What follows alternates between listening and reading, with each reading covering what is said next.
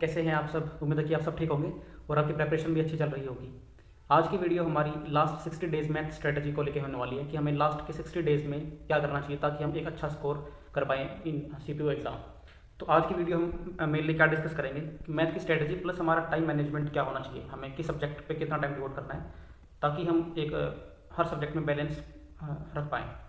तो हमारा जो प्रीलिम्स होने वाला है वो मई के सेकंड वीक में होगा, 9 तारीख के इर्द गिर्द हमारा ये होने वाला है। तो इसको लेके हम टेलीग्राम चैनल पर डेली टारगेट्स डालते हैं, आप वो टारगेट्स को फॉलो कर सकते हैं if you want to follow. इसके अलावा यदि आपको मुझसे पर्सनली कनेक्ट होना है तो you can follow me Instagram और टेलीग्राम चैनल का लिंक आपको इस वीडियो के डिस्क्रिप्शन में मिल जाएगा। तो चलिए स्टार्ट करते हैं आज का वीडियो। तो सबसे पहले हमें जो सबसे बड़ा डायलेमा है कि हमें इस टाइम पे PYQ और न्यू मॉक्स किस पे ज़्यादा फोकस करना है। तो जिसकी तैयारी एक अच्छे मतलब लेवल पे है तो दे कैन गिव न्यू मॉक्स, और जिसका स्कोर अभी थोड़ा सा डाउन है, मतलब जो अभी 100 से 120 की रेंज में है, वो PYQ पर ही ज़्यादा फोकस करें। And if you are scoring 150 140 plus then you can go for new mocks, क्योंकि न्यू मॉक्स में हमें नए क्वेश्चन देखने को मिलेंगे और वो आपको थोड़ा सा डिस्करेज कर सकते हैं। तो जिसका स्कोर कम है वो PYQ पर ही ज़्यादा फोकस करें, और जिसका एक कंफर्टेबल रेंज में स्कोर है they can go for new मॉक्स। इसके अलावा जो हम टाइम मैनेजमेंट को लेके यदि हम बात करें तो टाइम मैनेजमेंट में आपका क्या रहेगा कि आपको इन 60 डेज़ में 11 से 12 घंटे आपको डेली डिवोट करने पड़ेंगे। तो उसको हम कैसे बाइफरकेट करेंगे कि आपको डेली 1.5 घंटा रीजनिंग को डिवोट करना है, इसके बाद 2 घंटे GS, 1.5 घंटा इंग्लिश और 3 घंटे मैथ और 3 घंटा अब हमारे सिंस 60 डेज़ बाकी हैं तो आपको इन 60 डेज़ में कम से कम 40 मॉक आपको देने हैं। तो आपको लगभग हर दिन मॉक देना है। तो यदि हम इसमें बाइफिकेशन करें आप इसके फर्दर, तो 1.5 घंटे में आपको रीजनिंग में आपको सेक्शनल टेस्ट देना है, सेक्शनल टेस्ट इन रीजनिंग।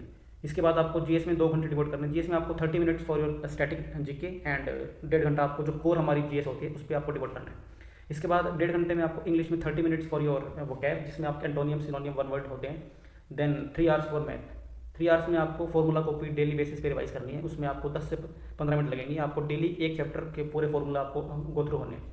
इसके बाद मॉक में आपका 2 घंटे का मॉक होता है, 2 hours plus 1 hour for analysis कि आपके कहाँ पे टाइम ज़्यादा वेस्ट हो रहा है, कहाँ मतलब आपके वीक एरियाज उसको आप आइडेंटिफाई करना इन दिस 1 आवर। तो ये हमारा पूरे दिन का टाइम टेबल जो हमारा रहेगा फॉर नेक्स्ट 60 डेज। इसके बाद अभी जो सबसे ज़्यादा ट्रबल कर रहा है एस्पिरेंट्स को वो है वेंडर को लेके। अभी पूरा माहौल है कि वेंडर चेंज हो गया है तो हमारा एग्जाम लेवल बहुत मतलब उसमें फ़र्क पड़ेगा। बट जो भी हमारा नेक्स्ट वेंडर होगा वो PYQ को एनालाइज करके अपना पेपर सेट करेगा। तो आप उसी पैटर्न पे चलते रहें, जो आपके TCS वाले क्वेश्चंस हैं उन्हीं पे आप ज़्यादा फोकस करें। और यदि आपके पास टाइम है तो यू कैन गो थ्रू जो किरण पब्लिकेशंस की जो बुक आती है, यदि आप इसको कर लेते हो तो there is no need to worry. आप यदि आपने किरण की बुक कवर की है तो आपको बिल्कुल निश्चिंत रहना है। एंड यदि आपने TCS वाले भी किए हैं still you can score a decent score in your paper. तो ये अपना वेंडर वाला इशू को आप छोड़ के अपने प्रिपरेशन पे ज़्यादा फोकस करें। वेंडर जो भी होगा वो आपके PYQ बेस्ड एनालिसिस पे ही वो आपका पेपर सेट करेगा। तो आप वेंडर को लेकर बिल्कुल निश्चिंत रहें। यदि इससे के बाद यदि हम अपने 60 डेज़ को 2 पार्ट्स में बांटेंगे, 1 is for your expansion and 20 for consolidation. Consolidation में आपका रिविजन होता है, उसमें एक्सपेंशन में जो आपने अभी तक सिलेबस पूरा किया है उसके जितने भी वीक एरियाज या वीक चैप्टर हैं उसकी आपको टाइप्स पकड़नी है। आपकी जिस चैप्टर में जो टाइप वीक है आप उस पर ज़्यादा क्वेश्चंस लगाएं। सपोज आपका प्रॉफिट एंड लॉस में इशू है तो आप उस टाइप को पकड़ें जिसमें आपको प्रॉब्लम है। देन जो आपने मार्क क्वेश्चंस किए हैं, मैं आपको डेली बोलता था उसमें टेलीग्राम डेली टारगेट्स में कि आपको क्वेश्चंस को मार्क करना है। आप उनकी पिक ले सकते हैं या फिर स्क्रीनशॉट ले सकते हैं। आपको पिक में क्या करना है, जैसे आपने एक पिक लिया फ़ोन में तो आपको एक साइड में हिंट लिखनी है कि इस क्वेश्चन में ये ट्रिक लगेगा। तो ये आपको कंसोलिडेशन पार्ट में बहुत हेल्प करेगा कि आपने जो भी आपके डिफिकल्ट क्वेश्चन थे यदि आपने उस पर हिंट लिखी है तो that will become part of your memory and वो आपको लॉन्ग टर्म में आपकी मेमोरी में सेव हो जाएगा कि इस क्वेश्चन में ये ट्रिक लगनी थी। तो इसके बाद कैलकुलेशन में आपको पवन राव सर की प्लेलिस्ट पड़ी है यूट्यूब पर, वो आप देख सकते हैं। इसमें आपके डिजिट सम, मल्टीप्लिकेशन, डिवीजन उसके सारे टेक्निक्स बता रखे कि आपको एक लाइन में किस तरह मल्टीप्लाई करना है, किस तरह आपको डिवाइड करना है, देन डिजिट सम को कहाँ कहाँ अप्लाई करना है। तो ये थे कैलकुलेशन को लेके। अदर देन दिस आपको कैलकुलेशन में प्ले स्टोर पर जाके मैथ नेस्ट और मैथ ट्रिक्स 2 ऐप्स हैं, ये आपको डाउनलोड कर लेने हैं और वहाँ पर आपको टेबल्स, स्क्वायर, रैंडम कैलकुलेशंस वो आपको मिल जाएगा, तो वो आप ट्राई कर सकते हैं।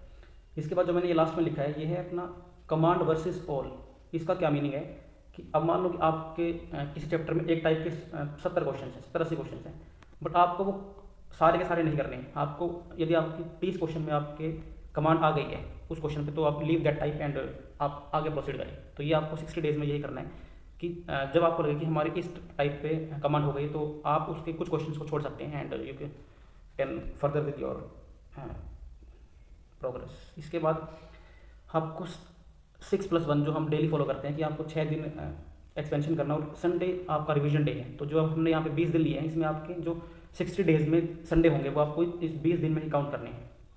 इसमें आपको फॉर्मूला कॉपी और फिल्टर्ड क्वेश्चंस, जो आपके डिफिकल्ट क्वेश्चंस थे उनमें से आपको कुछ क्वेश्चंस फिल्टर करने हैं कि भाई ये तो मेरे लिए बहुत टाइम टेकिंग है या फिर बहुत ही डिफिकल्ट है, तो वो आपको लास्ट टाइम के लिए बचा के रखने हैं, ताकि जो आपके लिए डिफिकल्ट एरियाज़ हैं यदि वो फिल्टर्ड कंटेंट आपके लिए बहुत यूज़फुल होगा, कि जो आपके लिए बहुत डिफिकल्ट चीज़ें थी वो आपने लास्ट के टाइम पे देख ली, तो वो आपको पेपर में ज़्यादा ट्रबल नहीं करेगी। इसके बाद जो आपके टाइम टेकिंग क्वेश्चन हैं उसमें आपको क्या करना है कि आर्ट ऑफ स्कीपिंग क्वेश्चंस, ये आपको मॉक देने से ही आएगा। हमें पूरे पेपर को 2-3 राउंड्स में पूरा करना होता है। फर्स्ट राउंड में आपके जो बिल्कुल ईजी क्वेश्चंस हैं वो आपको करने होते हैं, देन सेकंड राउंड में आपके मॉडरेट क्वेश्चंस या फिर जो आपके टाइम टेकिंग है, जो आपको थोड़े से कैलकुलेटिव लगते हैं, वो आपको सेकंड में करने हैं, देन जो आपके लिए डिफिकल्ट भी हैं और कैलकुलेटिव भी हैं वो आपको थर्ड राउंड में करने होते हैं। इससे आपका जो फ्लो है वो मेंटेन रहेगा और आप कम टाइम में ज़्यादा क्वेश्चंस को कर पाएंगे।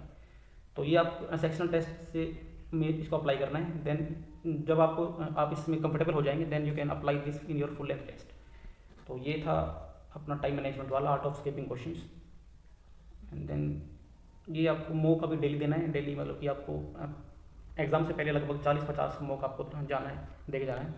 देन एक हमारा लाइव मॉक आता है सैटरडे संडे को, ये आपको स्टार्ट कर देना है लाइव मॉक। एंड ये उनके लिए है जिनकी तैयारी अच्छे लेवल पे है, मतलब जिनका स्कोर थोड़ा सा कम है, वो लाइव मॉक को छोड़ सकते हैं, बिकॉज यहाँ थोड़े से क्वेश्चन डिफिकल्ट होते हैं, तो that might discourage you at this point of time, तो आप इसको छोड़ सकते हैं। इसके बाद तो ये था हमारा आज का वीडियो, जिसमें हमने बात की कि आपको 60 डेज़ में कैसे बाइफरकेट करना है। और आप टेलीग्राम चैनल, इंस्टाग्राम पर मुझसे कनेक्ट हो सकते हैं, आप वहाँ पे अपने क्वेरीज क्वेश्चंस पूछ सकते हैं। So that's all for the day, have a nice day.